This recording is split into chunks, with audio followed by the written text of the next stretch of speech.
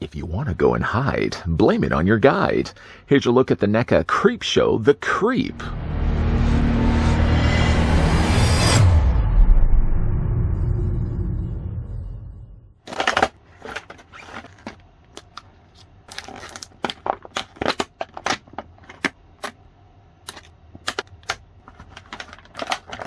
Welcome, boils and ghouls. As the purveyor of all that is gruesome and grotesque, I bid you welcome to Creepshow. So sit right down and prepare to enter my world, where creeping creatures and nefarious neighbors inhabit our nightmares. Each new story delights in its insidious intent, and I won't stop until every hair is raising on end. While I can only hope this review will make you shake and shudder, while you're at it though, just watch out for the clutter. There's all this garbage. I'm very well aware that you guys are probably already seeing right now. I'm going to have to seriously, after this review is done, get down to cleaning up this place. This place is a disaster. In the meantime, though, let's grab the tape measure and see how tall Creepshow Creep stands, specifically from the Shudder series. Creepshow Creep is 7 inches exactly. You can see it right there for yourself. Or the figure is going to be 18 centimeters in height. Now, I have already looked at this version of the Creep before, and in fact, let's just slide this guy over. One of the 2 reasons why I did actually want to look at this guy again was to, of course, compare him, which I never got the chance to do, with the movie Creepshow Creep. You can see there's a definite difference between the 2 figures. And you're probably asking yourself, well, why didn't you bring the other figure in when we did do the review of that Creepshow Creep? Well, the reasoning for that is tiny little hands. Not these tiny hands. I know, I admit my hands are a little on the smaller side, but tinier hands even still. My tiny little daughter at the time was walking around and got access to some of Dad's collectibles. And poor Creep here from the Shudder series, well, he saw a fate worse than probably some of the things featured on the pages of the comic book, needless to say. And I had to end up buying myself a second one. And I did buy myself a second, and I thought to myself, well, seeing as I did get another one for my collection anyways, I might as well go back and look at the figure anyways, because there were, of course, things I did want to talk about. Some reuse of molds, perhaps from this guy to this guy. Not to mention swappable heads. Well, this one doesn't come included with it. This guy did, in fact, come with 2 extra heads. I'm sure we can make use of those. First, though, let's have a look at the accessories that come included with the Creep. The first thing we'll have a look at is a comic book. The comic book isn't that much different, at least from the material that they would have used from the one that came included with the 80s version of Creep. This one, though, does seem like it's a little bit harder of a cardboard than the slightly more softer cardboard that they've used for the comic here. Now, this one actually is based again from the Shudder series, and if you flip the inside of it, you'll see that it says The Finger. The Finger, I think, is actually from Season 1's Bad Wolf Down, if memory serves me correctly. And even though you really only get 2 pages, or like 2 printed pages, at least it's a finished comic book, complete with ads even on the back of it.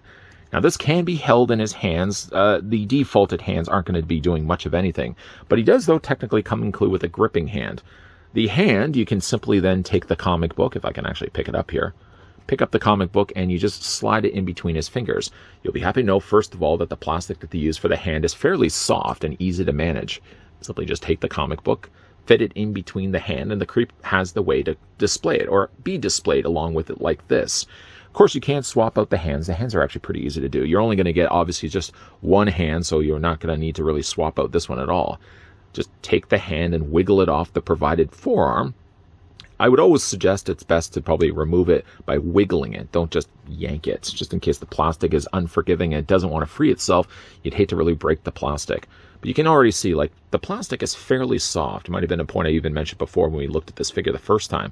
It's fairly soft plastic, much more easier, of course, when it comes to displaying him with the comic book, which we can do again right now. Comic book just slides into his hand. And when it comes to displaying this figure, now that I finally have one that's not broken anymore, at least I can have this guy now displayed along with the movie Creep. And probably in both the cases now, I'm going to have both Creeps actually with their corresponding comic book in their hands. The other thing that the figure comes included with also as well, let's just put him down here for a second. He comes included with a lantern. The lantern looks really good. It doesn't look like it's necessarily illuminated, but I guess you could say, by judging by the fact it's using like a translucent yellow plastic, that it is already lit up. Probably could have been lit up even more. They probably could have also added a battery component piece, but that, of course, may have increased the price of the Creep, and some collectors may not have even wanted to spend the extra money on it. I think a light up feature would have been fun to include. Certainly something that they would have just had like a battery, a couple of button cell batteries on the back and a little switch that could have actually illuminated this. You may already see that I'm turning this back and forth. This is actually a separate piece from the rest of it. So it doesn't look to be the case that they would have used a clear or yellow plastic, I should say, and then just paint the parts all around it. They probably would have used then 2 pieces and then just sandwich the part of the glass in the middle of the lantern. The lantern does have also a handle. The handle doesn't move or anything back and forth. And when it comes to displaying it, I suppose you could either put it in the grip that normally would be there for at least holding the comic. At least that's the plan that I have in place for it. Like, you could put it in that way and you could carry around the lantern, or you can have it obviously where he's got it kind of carrying around like that, for example. I prefer myself, even though it's not the most stable, just to sort of rest it on his fingers. It's kind of cheating, I know, really, but it's one way to actually display it with the lantern. I just dropped the lantern on the floor. I'm going to have to retrieve that a little bit later. The other thing that the figure comes in also included with is a skull. The skull, only getting at least the top half of it, the bottom jaw is completely gone, does have at least a ball socket on the bottom of it. This, for all intents and purposes, can be replaced with the existing head that he has. We're going to get back to this head more in a moment, but I just did want to show you for a second that you can pop the head off the provided ball joint. And if you wanted to, you could fit the skull in place instead. Now, the thing about it, though, is that the size of the socket seems larger than the ball joint. So even to put it down in place, it doesn't really stay in place. But I guess you could kind of just take the hood and use that as a thing to kind of stabilize and keep it in place. So you can kind of do something like that. Not really probably what people are going to be doing with this. Instead, you probably could put the skull instead in his hand. Simply just take the skull, bend the arm up a little bit, and then you could just put the skull in his hand that way as well, which is usually what I'll end up doing. It's what I was doing before until the figure got broken. Let's put the head back in place. There's also something I did want to talk about, the head sculpts. Well, the other head sculpts that came included with the 80s version of Creep. But in the meantime, I did want to show you guys what the defaulted head sculpt looks like. Nice head. I do like the way they've actually sculpted it, given a more mummified look. The other coloring for the Creep, this to bring back in the other one, kind of goes more to a purplish gray, whereas this one, it clearly is more of a jaundice yellow or a very light yellowish brown. It kind of looks more to me like a walker from Walking Dead. I don't think it doesn't have, at least for me, the charm that maybe the 80s version Creep has, but it's a nicely sculpted face. It does have rooted hair, although it's not really necessarily rooted. They've just clearly glued it on the top of the figure's head. It looks a little unsightly, obviously, from the top, but obviously you're just going to be putting the hood over anyways, so you never really know where they have attached the head or attached the hair. I do like the use of the hair. I actually like the material that they've used. It, honestly feels like real hair. I hope that there isn't some old person out there that's donating their hair so that they could just glue the hair on the top. It probably is using synthetic hair, but to the touch, it certainly does feel like it's real hair. A little bit of glue I've also got in some of the strands, probably left behind by the fact that they had to glue it on the top of the head. Again, it looks a little unsightly from the top, but again, I just put the hood over top of it, none would be the wiser. Speaking of the hood, though, there is actually a wire frame. If you follow my finger all the way around, the frame starts here, the frame ends here, and all in the middle, there's the means to bend this and manipulate this if you wanted to. If you want to have, say, for example, a wider opening on the hood, or if you want to bring it a little bit closer together, you can also do that as well. It does have a point on the back of the hood, although the hood, the point, sits very low down, and the way they've actually stitched it, there's never really a easy way to have it this kind of stretched out. So more times than not, I usually just have it kind of folded against the figure's body. Now, I did talk about the fact that he had alternate head sculpts, and obviously it's not anything to do with this guy necessarily, but it has more to do with this one right here. If you recall, let me refresh your memory, for example, the other figure came included with alternate head sculpts. Depending on your depiction of the Creep, you could have it, for example, from the comic book, or my personal favorite, the one that has the sweeping hair, kind of when he opens up the window and he's the wind's kind of blowing the hair from behind. Any one of these heads, in fact, you can actually swap out by just removing the ball peg, or removing the head from the ball peg, and then find a head that you want to use. And unlike the skull that really wasn't probably intended to be attached onto the ball joint, this one actually sits perfect onto the ball joint. I could probably push a little bit further down, but you get the idea. It still retains all the same articulation. I'm glad to see that they used the same ball joint. And it is likely the case that they probably would have used the same bodies. This would have been the original one, and then they would have used then the mold to carry over to this new release. So I'm glad to see that there is a way. Like if, for example, you don't like the new Creep, and you say you want to display it like this, you for all intents and purposes could have two versions of the creep from the 80s movie or from the comic book. Of course, the robe will be a little bit different. The original one, or the 80s one, would have had the longer robe. The newer one from the Shudder series has a slightly more fitted or shorter robe. Tattered, you can see on the ends of the sleeves, quite tattered down below there also as well. And what I did say before about reusing the molds, you can see, like, for example, the feet have been used the same. So, like, the newer one here, or the newer one here, the one from the 80s movie, you can see uses the same foot construction and the same mold as the one from the Shudder series. I think a lot of the mold, in fact, just to flip up the skirt, I'm sorry, that's so inconvenient. Believe you me, I like it as much as you're enjoying this. But if we just to bring up the legs, for example, first of all, you can see like the discoloring of the plastic. Again, like this side's kind of more of a purplish gray, whereas here in this case, you actually get more of a yellowish brown. But it looks to be the case that they're using the exact same molds for the legs, and they're probably using the exact same molds for the arms and the body. Why I did stop and I didn't actually say the hands. If you actually look at the hands look to be slightly tooled differently. Maybe it was the case that they probably would have used, again, like the original hand, and sculpted all additional detailing that wasn't found on this original creep when we got the one from the 80s movie. There's definitely a lot more charring to it. I love the look of these hands. These hands, by comparison, look a little bit like they're lacking some of the detail, but it looks to be the case that they probably would have used the exact same molds from one figure to the other. Obviously, that this head doesn't belong with this creep. We'll just pop this off for right now. We'll replace it back with the original one. And let's look at the articulation for the figure. Now, he doesn't seem limited at all by the fact he actually does have the robe over top of it, the softer material that they would have used. And while looking at this, I thought, taking it as the packaging, that he actually would have had Velcro here. Not the case. They've just sewn that shut there.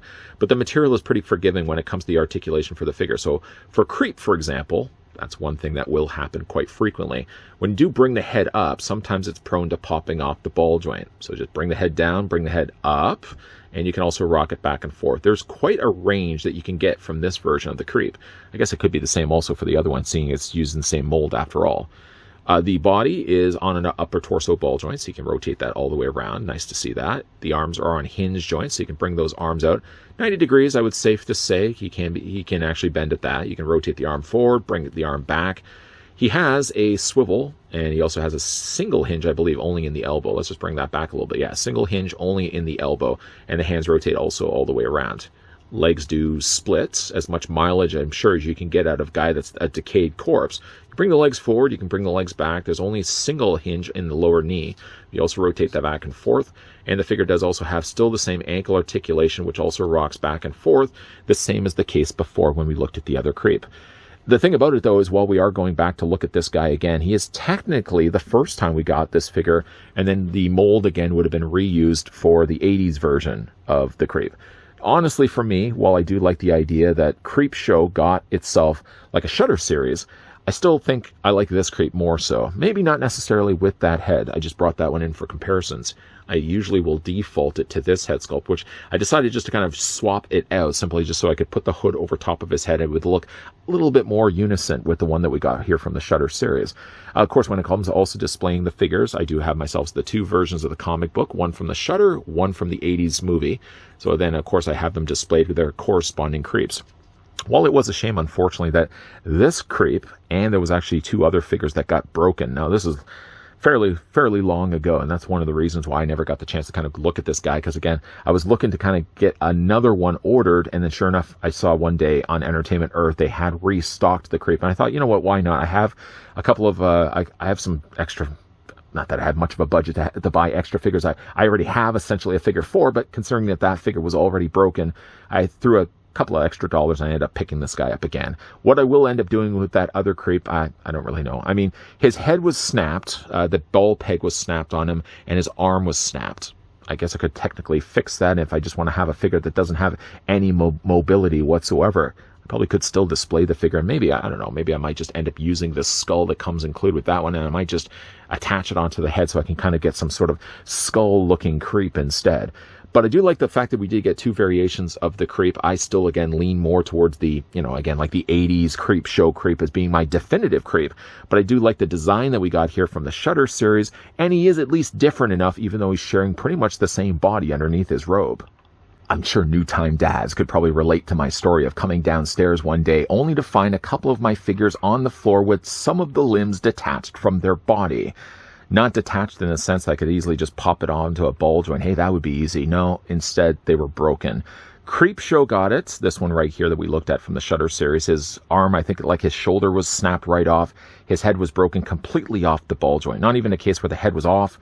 The ball joint was broken off too. So even if I was to try to mend that, gluing it in place would only permanently mean I wouldn't be able to move this guy. And two other figures also found a similar sort of fate. The other one being the retro cloth Nun Valak. It's probably one of the reasons why we haven't looked at that one lately here on this channel. But you'll be happy to know, first of all, I wasn't angry, because obviously that's the kind of thing that happens when you got little kids running around the house. If they find something that they think is fun, then of course they may roughhouse with it a little bit. But the thing also is I was able to at least replace those two figures. The other one I think was, now that I'm trying to remember what the other figure was, maybe it was Candyman. Candyman I was able to fix at least, so no harm, no foul. But the other figure I did end up ordering also so happens to be the same time that I reordered the Creep here. I picked up both of them actually at Entertainment Earth on the exact same day. It just so happened to be the case that Creepshow's Creep was restocked, and then while I was ordering him, I was reminded by the fact, oh yeah, Valak's broken too, and I ultimately reordered a Valak, even though I already had a Valak in my collection. So you never know. You never know. You might find yourself also seeing a re-review of the retro cloth Nun Valak. If that's the thing you'd like to see, let me know down below in the comments section. But though, going back to the Creepshow Creep here, while I don't think it has the charm necessarily of the Creepshow from the 80s movie, I think that retro cloth, or that Ultimate Creep, I think had a lot more going for him.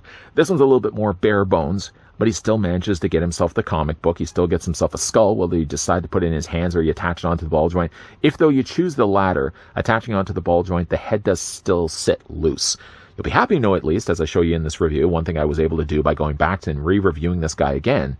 If you don't like this head sculpt at all, you could use, in fact, one of the three heads that came included with the 80s Creep and simply just have it displayed with the figure. He will lose a little bit of the charm that goes along with his longer draping robe, but if you don't mind that at all, or the fact that the coloring of the plastic for all the rest of his limbs is more the brown and his face would be all gray, yeah, simply just use the head sculpt instead for that.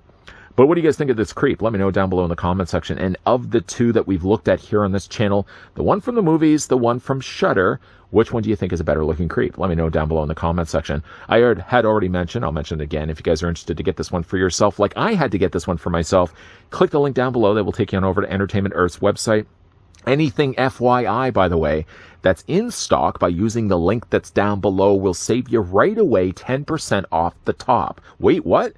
10%, providing, of course, it is in stock items. It doesn't really work necessarily for pre-orders, but if there's something that's in stock over on their site, whether you want to get Creep or anything else from NECA or anything else really on their site for that matter, that link down below will give you 10% off your entire purchase. You can't beat that at all. Yeah, maybe I might end up doing a re-review of the Nun Valak. You guys can let me know down below in the comments section, but I've kind of already sort of made up my mind. I will probably be looking at that figure again. And you know, again, like just veering off a little bit talking about the Creep, but just to talk a little bit about Valak for a second, I think like the paint is actually a little bit better on the head. So in fact, win me. Unfortunately, I have a broken Valak, but at least I'm getting a better looking Valak when it's all said and done. If you guys certainly enjoyed this video, why hit with a like. If you guys are loving the content you guys are seeing, and you certainly do want to stick around for more, please and thank you. Make sure you hit that subscribe button down below. Yes. Make sure you turn on the bell notification. Sure. And make sure you're coming back with Peepers Fully Peeled. As always, guys, thanks for watching. See you guys next time.